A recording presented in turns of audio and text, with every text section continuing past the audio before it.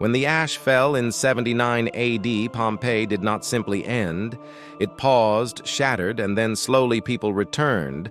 Some, the original residents, reclaiming what they could, others newcomers drawn by salvage shelter or the chance to stake a claim in a landscape everyone else thought was finished.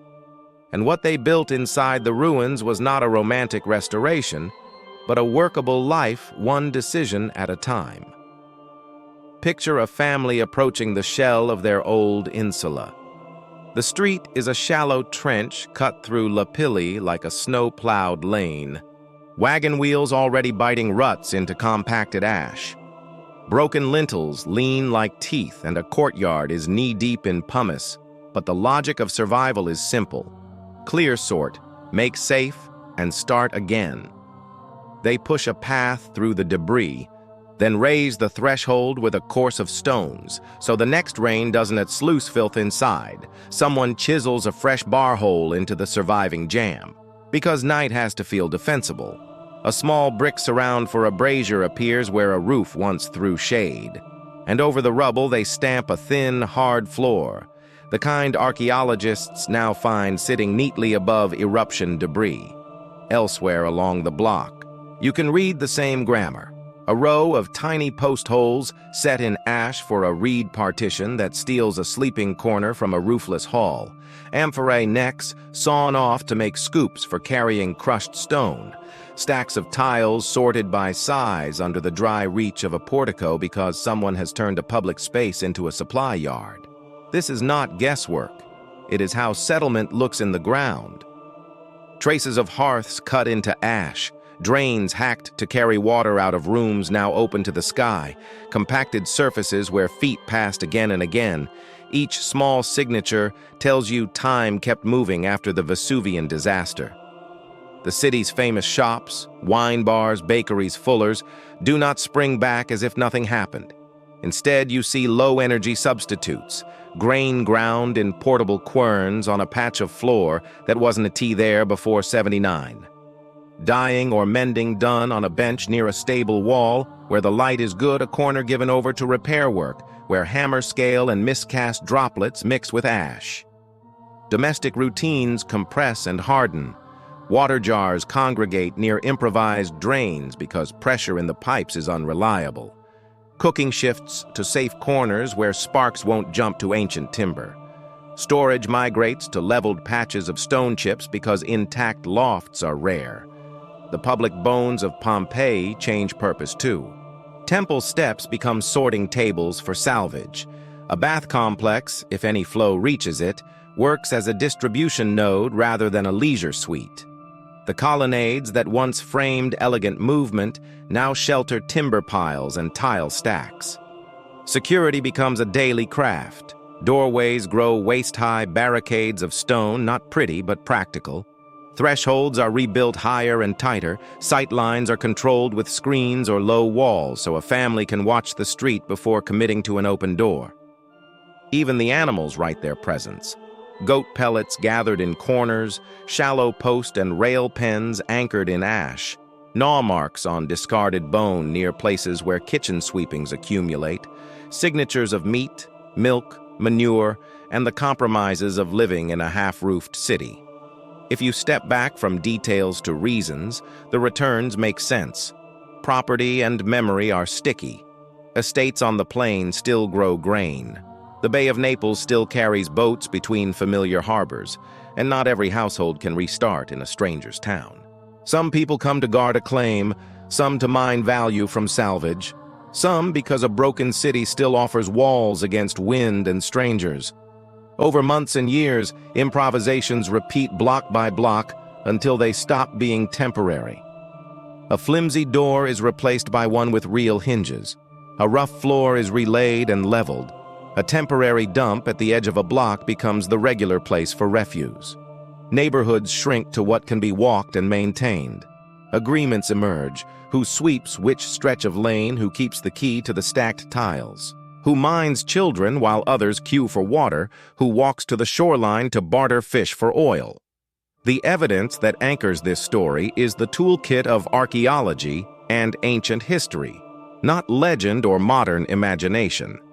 Stratigraphy places late floors and features directly above the eruption layer. Coins dropped on those surfaces carry emperors minted after 79 AD. Ceramic styles are right for decades later. Charcoal from post-eruption hearths dates where you would expect. Mortar rebuilds cut through collapse and tell a sequence: destruction, first repair, second routine, third. In some doorways, you can run a finger along chisel marks that shaped a new bar seat into old stone. In others, you can follow wheel ruts packed hard through ash by repeated use. High-resolution recording, laser scanning photogrammetry, structured light capture, now preserves micro-topography of trampled surfaces and the faint fans of soot where lamps and braziers stood. Thin-section micromorphology under the microscope shows ash lenses from short-lived fires, crushed phytoliths from trampled plant matter, and repair horizons where surfaces were relaid.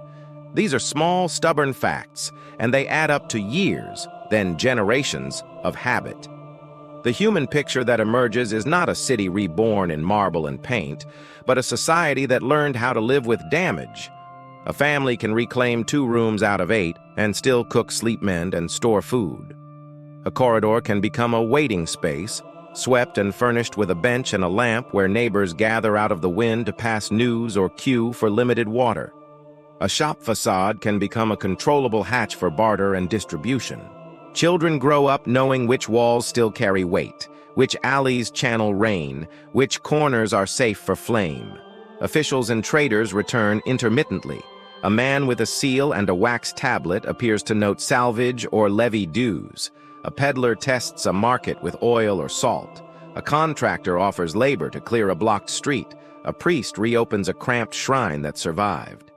With each pass, the grid matters again, not as an idealized plan, but as a map of reachable tasks. Even grief is reorganized. The lowest layer, the frozen moment of bodies and murals, commands silence and ceremony. The layers above demand work. None of this excuses the brutality of life in the ruins. It explains its mechanics. You can trace how fear, economy, and care reshape houses. Thresholds raised to manage water and strangers. Sight lines trimmed for control. Storage consolidated where a roof still holds. Sleeping corners partitioned off with reed or plank. You can hear the city if you listen for what the record actually preserves. Feet scuffing compacted ash, wood knocking stone, a pot set carefully on a leveled patch so it will not tip. And as the timeline stretches from survival to routine, Pompeii stops being a postcard of ancient Rome frozen in time and becomes a case study in resilience inside a broken shell. That shift matters beyond this place. It changes classroom narratives about the Vesuvius eruption from a single catastrophic snapshot to a long, uneven recovery.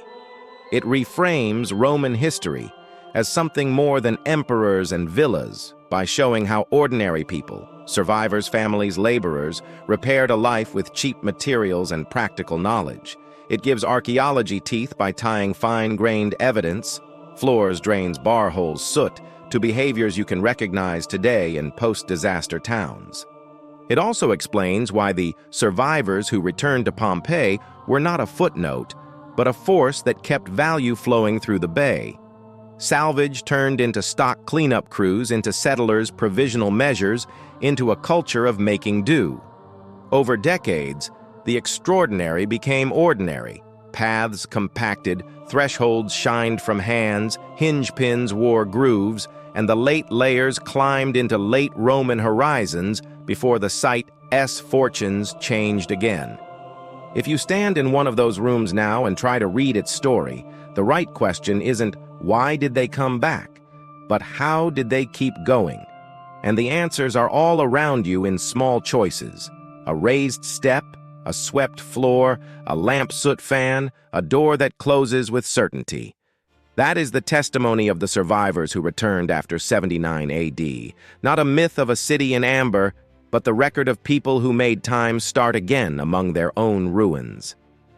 If you want to follow up where we walk one block and read its post-eruption layers, floors over ash, rebuilt thresholds, water routes, workshop traces, against the dating evidence step by step. Subscribe and tell us which street you want decoded first.